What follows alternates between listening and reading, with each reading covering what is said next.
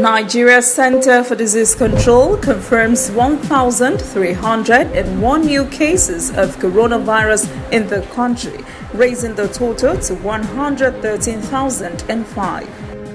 Federal government releases 10 billion naira for local vaccine production. In international news, Joe Biden is moments away from being sworn in as the 46th President of the United States. And in sport, the Tigers to play FIFA Afro Basket Final Round qualifiers in Tunisia.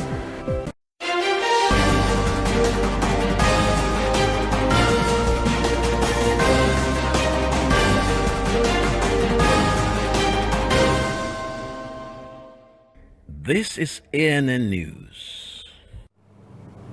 I am Olajumoke Olatunji.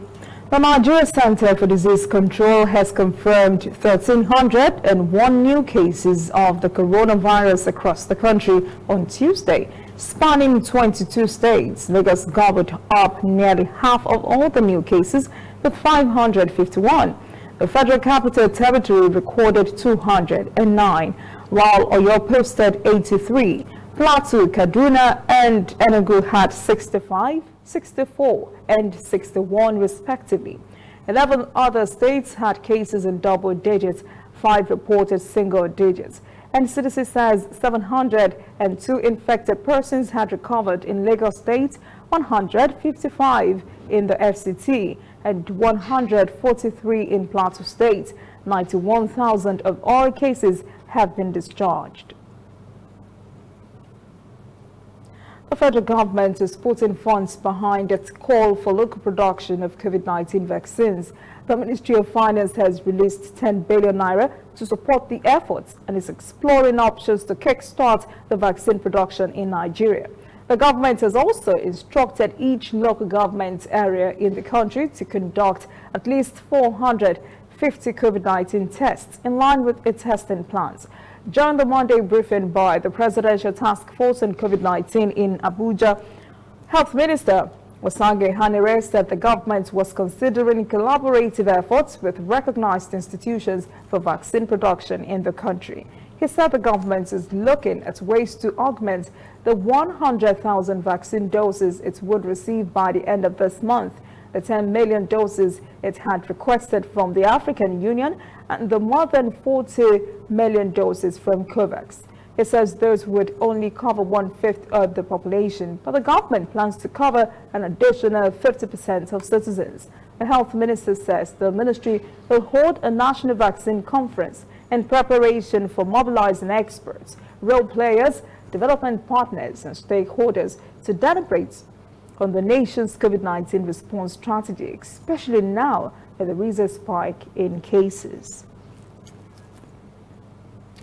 Nigerians can breathe easy for now as the federal government extends the registration deadline for National Identification Number, NIN. Those who have not obtained the NIN would now have until February the 9th to tidy that up and link their numbers with their SIMs. The National Identification Management Commission, NIMC, had initially given yesterday, January the 19th, as the deadline. The commission warns the NIN enrollment is free. Nigeria is looking for ways to boost its local agricultural sector. As correspondent Kelechi Mekalam reports, the federal government is pumping $31 million to support the poultry industry. Empty bird cages. That's the new reality for Sulham Farms, a poultry farm in Nigeria's capital, Abuja. The farm, owned by Hamidu Usman, has a 15,000 bird capacity and a daily production of 3,000 eggs. But Hamidu's business has been battered by several issues, including costly grains and the outbreak of the COVID-19 pandemic. He has lost over 70% of his earnings and 80% of his workforce. Now, the government's $31 million loan facility may be what agribusinesses such as Sulham Farms need at this time. This has gladdened my heart, and I hope it is realizable. It will greatly assist farmers like me to boost our production. As that when finally government decided to disburse this loan, they should please look for actual farmers, not paper farmers. They should go, if possible, visit their farms and see what they have before releasing the loans to them. The poultry industry is key to Nigeria's economic rebound, accounting for 25% of the agricultural GDP and nearly 10 million jobs. But industry players have raised the fear of a collapse in the sector and badly timed interventions. So the Nigerian government is very, very reactive. And the interventions that they've given the poultry industry, it's not even a proactive to even improve the produce sector. Now that they are bringing money to the produce sector is because the sector is almost at a collapse. Though a step in the right direction, the intervention isn't all that's required to redeem the agricultural subsector. As much as the government can do, the Poultry Association of Nigeria also have a lot to do in educating their farmers on the right system of poultry farming. So government needs to look at all the value chain from production of the crops to the feed millers to the poultry farmers that will use it, and to also help them to educate them in the best practices. The government has since placed a ban on its importation in a bid to conserve its forex reserves. In addition to the recent intervention, poultry farmers are asking for a temporary relaxation on the ban in order to reduce the cost of feeds. This is even as Nigeria looks to expand its maize production in the next planting season. The presidency has warned Ondo State Governor Oluwarotimi Akeredolu not to unilaterally order herdsmen out of Ondo Forest. The governor had issued an ultimatum this week to herdsmen to vacate state forest reserves. Presidential Special Assistant Garba Shehu said the governor should not oust the herders whom he said have lived their entire lives in the state on the guise of clearing the forest of criminals. He said terrorism and crimes should be separated from ethnicity, geographical origins, and religion. In response, Governor Akeredolu says only unregistered Fulani herdsmen are being asked to vacate the state's forest. State Commissioner for Information and Orientation, Donald Ojogo, characterized Garba Shehu's statement as, quote, a brazen display of emotional attachment, which he says is inimical to the corporate existence of Nigeria. Coming up, African news. Uganda government says internet shutdown was to foster security during elections. And later, international news. Joe Biden is moments away from being sworn in as the 46th President of the United States.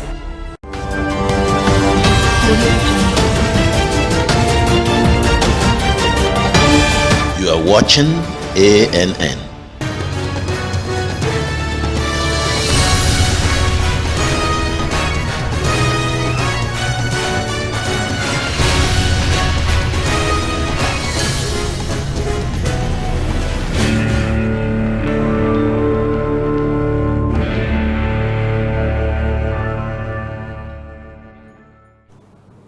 Welcome back. This is ANN News.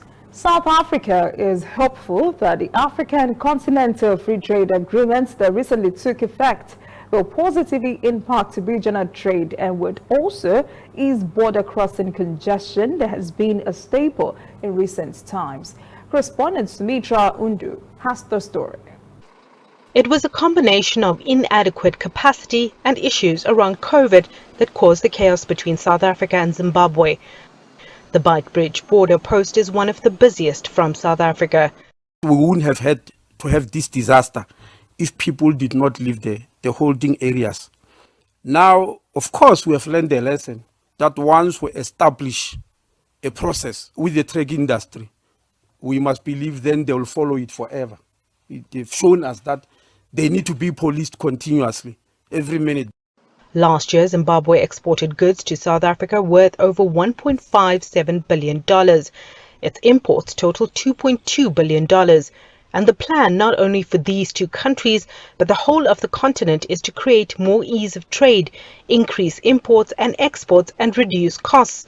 But on the eve of the landmark Africa Free Trade Area coming into place, there was clear evidence that not everyone is ready. We hope to come up with a plan that we'll be able to work together collectively and make things work in future, because the smooth flow of traffic and people through border posts is an absolute must for ACFA to work. It's less chaotic at the border post this week, but there are still queues. But that's also because South Africa has now closed the border posts until the 15th of Feb. Only those doing trade will be able to gain access. So far, this time it's easier. It's easier now crossing here to Zimbabwe side. Yeah. Unlike last year, December time. This time it's okay. This border, it's okay, but the last days it's tough to cross here to go to other side. It's a lot of trucks here, a lot of congestion. But now it's now clear. No problem now. Freight bodies believe there's so much more work to be done before the African Free Trade Agreement can be implemented effectively. There's a lot to be done in Southern Africa in terms of border post efficiency. We are so far behind East Africa in terms of the development of one-stop border posts and single customs territories and regional bonds, which improves the smooth flow of cargo through the borders from origin to destination. That hasn't happened in South Africa, largely due to lack of political will in the region. The road and freight sector want cargo to have its own access through borders. South Africa is in the meantime looking into infrastructure developments to improve efficiency and capacity. The Ugandan government has tried to put a reason behind its shutdown of the internet before and after last weekend's presidential election. It says the action was meant to foster security. Ugandan television correspondent Wadulo Mark Arnold reports from Kampala. The Ministry of ICT and National Guidance has reaffirmed that it was necessary to shut down the internet before and during the general elections due to intelligence gathered by police of plans to disrupt the election process using the internet. It was found prudent based on the national security and the interests of our country that during this crucial time we shut down internet, and I want to say this: as of now, the internet has been restored, and we really want to say this: we did it for purposes of national interest of our country. We really recognize that most of our people must have lost some businesses, must have lost profits. To foster responsible internet usage, government in 2011 enacted the Computer Misuse Act, which ensures safety and security of electronic and information services, thereby also stipulating crimes when internet usage is abused. I think the government has made a lot of strides in this through organizations like NITA, UCC, and of course the broader Minister of ICT. They've put up policies of internet use, fair use, abuse. Those policies have been in place. Now it's a question of how do we implement these policies effectively.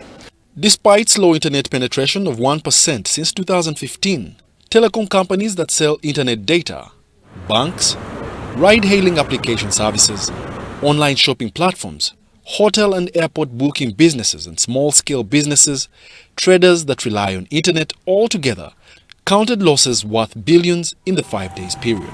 We use Instagram mostly to advertise our things. We use WhatsApp, and that is how WhatsApp is it is what we use to communicate.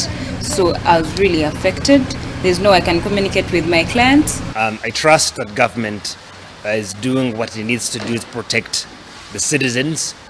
Now, some of these decisions have unintended consequences, right? So sometimes protecting human beings and their properties can come at a cost to business and to the economy, and the question is, where is the trade-off? My advice, however, would be to the government is to add some sort of transparency to these decisions. Government recognizes information communication technologies like the internet as important drivers of socio-economic transformation. However, the business community prefers that they are forewarned for such a just cause in order to reduce the amount of losses incurred. The European Union says it wants to set up a mechanism that would allow the sharing of surplus COVID-19 vaccines with poorer neighboring states in Africa in a move that may undercut a WHO-led global vaccine initiative. The EU, with a population of 450 million, has already secured nearly 2.5 billion COVID-19 vaccine doses, and candidates from 6 companies, although most of them still need regulatory approval. EU Health Commissioner Stella Kyriakides told lawmakers on Tuesday the body is working with EU member states to propose a European mechanism to share vaccines beyond their borders. She said the mechanism would get vaccines to poorer countries before COVAX is fully operational. COVAX is the global scheme co-led by the World Health Organization. It was set up last summer to ensure a fair distribution of COVID-19 shots around the world. When we return, international news. Joe Biden is moments away from being sworn in as the 46th President of the United States. And later, sport. The Tigers to play FIFA AfroBasket final round qualifiers in Tunisia.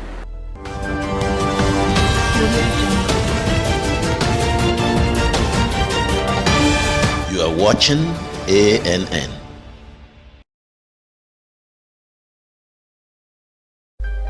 Somewhere in the world, every second of the day, news is happening. And of course, Nigeria is bustling with news day and night. That is why ANN doesn't sleep. Our eyes are peeled, wide open, so no story escapes our radar. We stay abreast of world events and happenings at home. We keep you up to the minute in the world of sports. We give you information to stay on top of your investments and all the hard facts you'll need to navigate your day. If you miss us on air, you can keep up to date on our website and on our social media platforms, Twitter, Instagram, and Facebook at ANN Africa TV. We are ANN, African News Network. We do news right in a truly African spirit. Welcome back. This is ANN News. Joseph Biden is just a few minutes away from being sworn in as the 46th President of the United States. The inauguration begins next hour and would mark the culmination of Biden's long political journey that began half a century ago. His style is a polar opposite of the outgoing President Donald Trump, who had chosen to ignore his successor's inauguration. The first order of business for Biden on Tuesday night was a memorial service held at the Lincoln Memorial for the more than 400,000 Americans who have died of coronavirus. It was a somber occasion attended by just a few persons, including incoming First Lady Jill Biden, Vice President-elect Kamala Harris, and her husband, the Catholic Archbishop of Washington.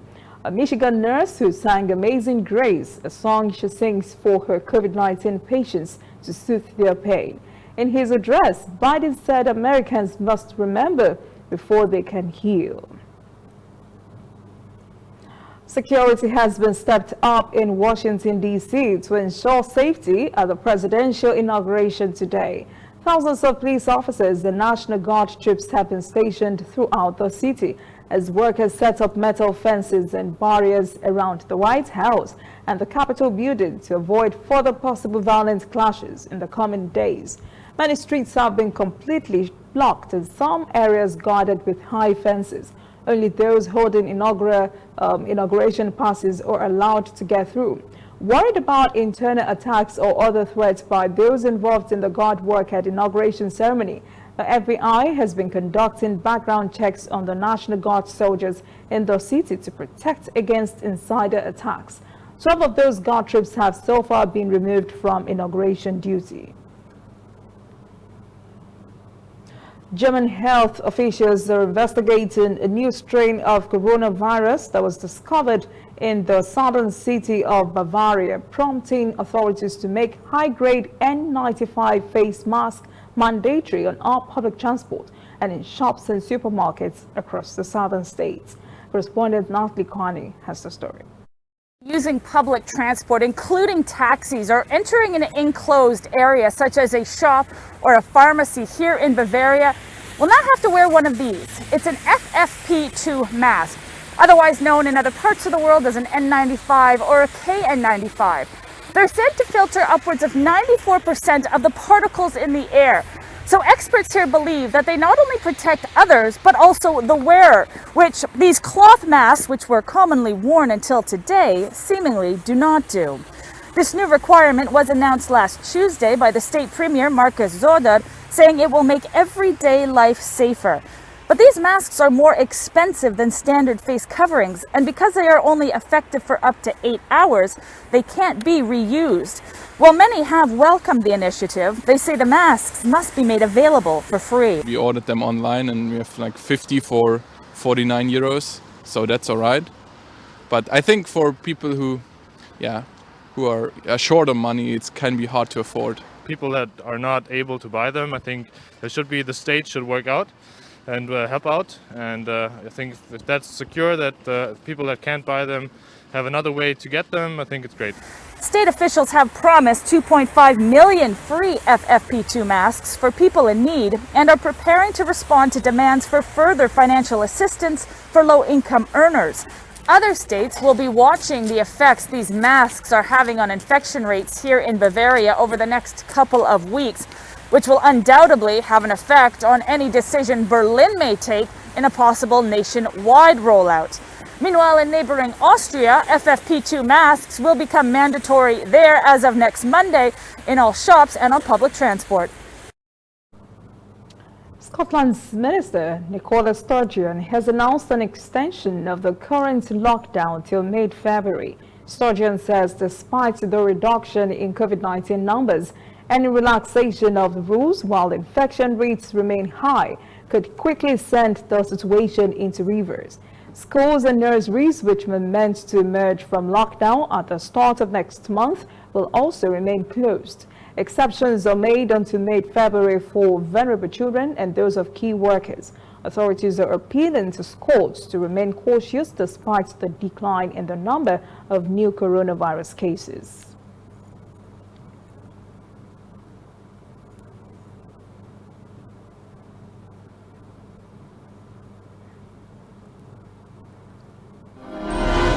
Up next, sport. The Tigers to play FIFA AfroBasket final round qualifiers in Tunisia. Please stay with us.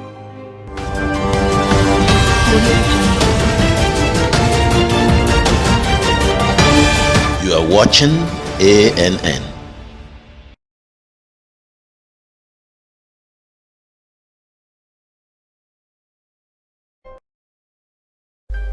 Somewhere in the world, every second of the day, news is happening. And of course, Nigeria is bustling with news day and night. That is why ANN doesn't sleep. Our eyes are peeled, wide open, so no story escapes our radar. We stay abreast of world events and happenings at home. We keep you up to the minute in the world of sports. We give you information to stay on top of your investments and all the hard facts you'll need to navigate your day. If you miss us on air, you can keep up to date on our website and on our social media platforms, Twitter, Instagram, and Facebook at ANN Africa TV. We are ANN, African News Network. We do news right in a truly African spirit. Welcome back. This is ANN News in Sport. Chinese President Xi Jinping has inspected the preparatory work of the Beijing 2022 Olympic and Paralympic Winter Games. Xi visited the capital in Haidian district, where he learned about venues construction and athletes' preparations and extended greetings to athletes, coaches, and representatives of operation teams and construction staff in the Yonghe competition zone. Nigeria's D Tigers will, and that is ANN News this evening. Thank you for joining us. For details on these and other breaking stories, visit our website, annafrica.news. Conversation continues on our social media platforms, Twitter, Instagram, and Facebook at ANN Africa TV. I am Olajumoke Olatunji. Have an amazing evening.